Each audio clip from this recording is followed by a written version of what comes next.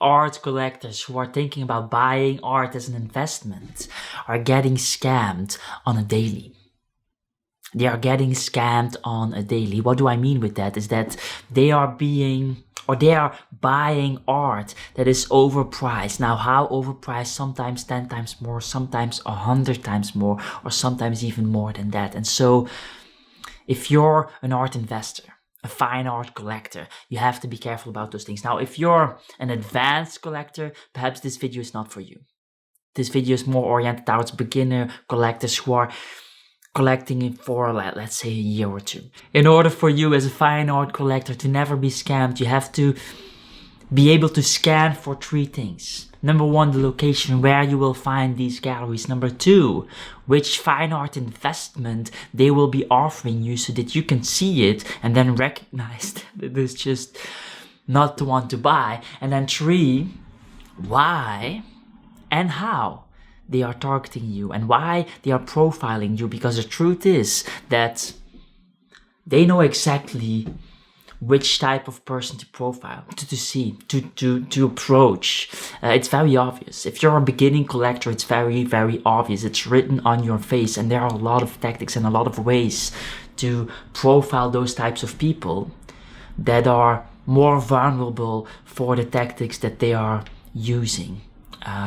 And so we will cover these 3 things. Let's first talk about location. Where will you find them? Of course, you will find them on high traffic, high profile commercial districts where they can actually attract wealthy potential customers. You will find them on high profile tourist destinations. You will also find them soon because of this whole pop-up hype that is coming on now. You know, like 50 years ago, that just didn't happen. You know, we had a brick and mortar type of location there, forever type of mentality. Now we have pop-up all over the place. And so soon you will have pop-up galleries in Friese Art Week type of events or Art Basel events, stuff like that, where they will be targeting those art targets, vulnerable art targets to scam or to sell art to. And oftentimes you will also find galleries that are easy approachable, that are street level view, you know, like that are just accessible, almost like a tourist souvenir shop type of thing, which is in contrast with some of the other galleries that are very hard to approach and are very kill and cold and not really friendly places. So let's talk about the fine art investments that they will want you to make. Of course, they will want you to invest in art prints of famous artists like Salvador Dali, Picasso, names that everybody knows, created after their death. These prints are not going to be valuable, and a lot of times there are a lot of those prints in circulation, and so there's no scarcity in that particular type of artwork. You know, these are the so-called posthumous editions. You know, like, don't buy that stuff. It's not a good buy. Another thing that they will want you to invest in is like millennium etchings of modern masters, or old masters, but like also created after their deaths. Don't buy that stuff. Particular lithographs of modern masters, particular sometimes even really obvious things like a poster, you know, that they created or made for $10 or bought for $10, that they now sell for $1,000 plus. You know, that's and it's a poster.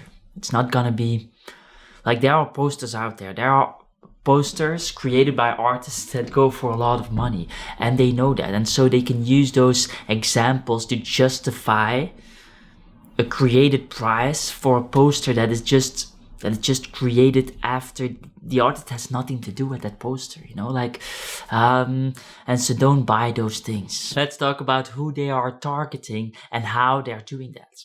So first of all, when artists are coming in those galleries, they will not talk to them. When newlyweds are coming in, they will not talk to them. Who are they talking to? People who show off fancy Rolexes, fashion brands, alligator shoes, all of those types of things. In short, people who are insecure and have the financial freedom to compensate for their insecurity with fancy liabilities. Those are the types of people that they try to target. Now, when somebody like that comes in, or like a 40-year-old, 50-year-old, well-dressed couple, like those types of things, when they walk into the gallery, they have to know particular things. They have to know how much money you make. How are they going to do that? They're going to do that by asking those questions, not literal, very subtle, like, for example, why are you here for the TED convention, or are you here for the tech convention that's going on now? That is a good opener to then talk about your profession. Oh, why are you here at tech? So what do you do, etc., etc. And then they have an estimate of how much money you make. Because if you don't make enough money, then you're not really a target, or the sale is going to be way harder, and they will actually have to provide value, which they don't want to do. So that's easy to know. You just ask the person. Then whether or not you buy art, whether or not you already have bought art. If you already have bought art, where? If you've bought art before in a gallery that is similar to their gallery, that is targeting those vulnerable art collectors, then it's a win for them. Because you're more likely to be somebody who is an ideal target. What else do they want to know? They want to know what your favorite artists are. If your favorite artist is Dali, and they sell Dali prints, the ones that I named in the beginning of this video, then that's perfect.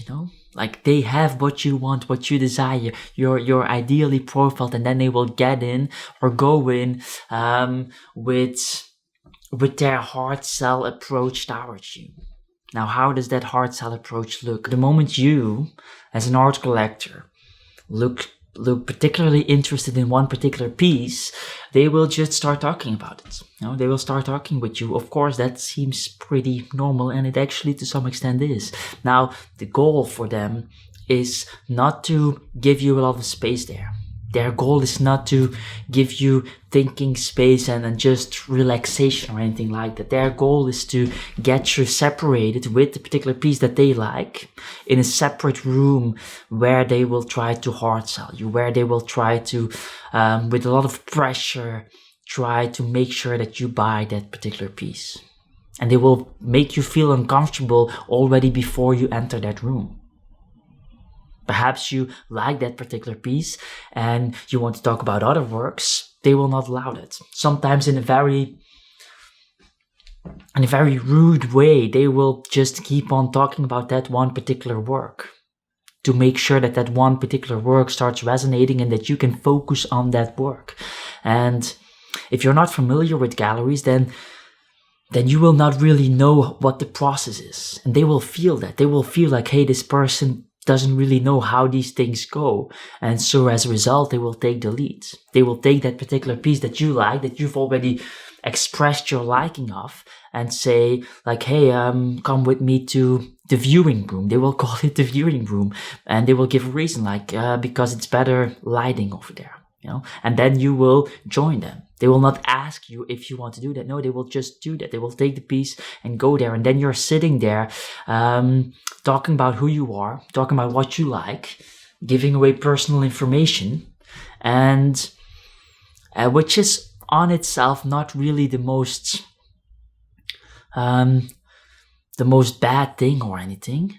But combined with all those other aspects, it becomes very obvious that what they're doing. And of course they will, even though they just met you for 20 minutes, they will try to sell you that particular piece right there. They will ask for payment information and stuff like that. And so a lot of pressure in that sales environment. And sometimes they prepare that, when they can, they will prepare that as much as possible. They will seize you up for that hard sell. So for example, you're going to a particular opening of these predator, scammy type of galleries, you know.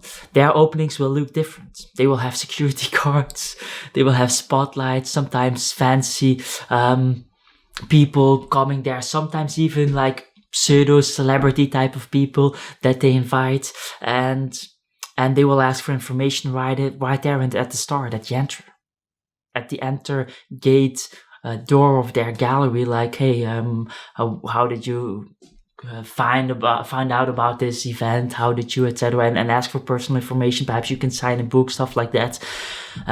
They will make it harder for you to enter, creating that atmosphere of a special type of event where there are things expected from you, you know, like that uncomfortable atmosphere where you feel as a beginner, which is normal, you know, like everybody's a beginner at some point. There's nothing wrong with that.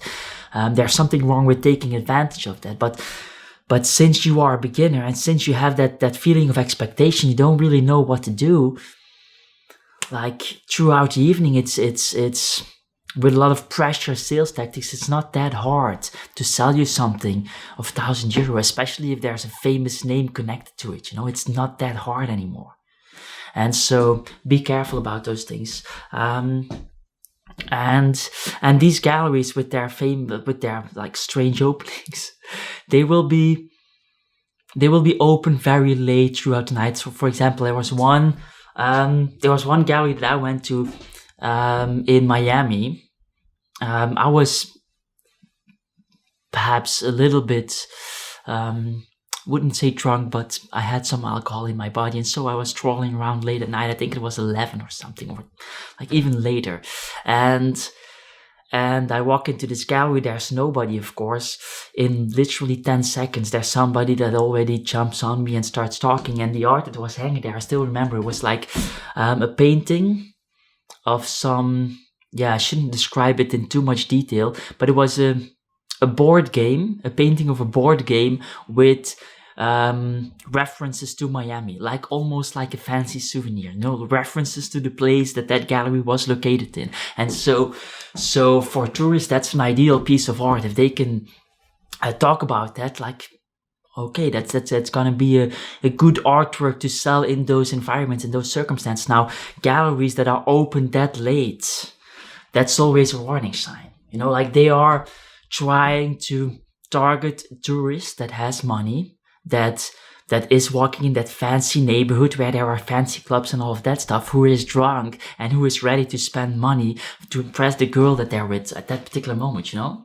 Like those are the people that they're targeting. Of course, at that moment, it might be fun for you, but it's not really going to be a cool art investment. It's not going to be a fine art investment that appreciates over time, that grows in value. So as an art collector, what's left for you to do right now? Watch one of my videos called 3 Tips for Collecting Art. Why? Because the truth is that not a lot of people have watched it. And so yeah, that means that the competitive market advantage of the information given in that video is basically untapped, so that you can use it and win. I mean, kind of sad that nobody watched that video, so you should check it out, I guess. And that said, my name is Dries Ketels. I'm an artist, and I'm here to help you out, collectors and artists alike, in matters around art business. Ciao, ciao.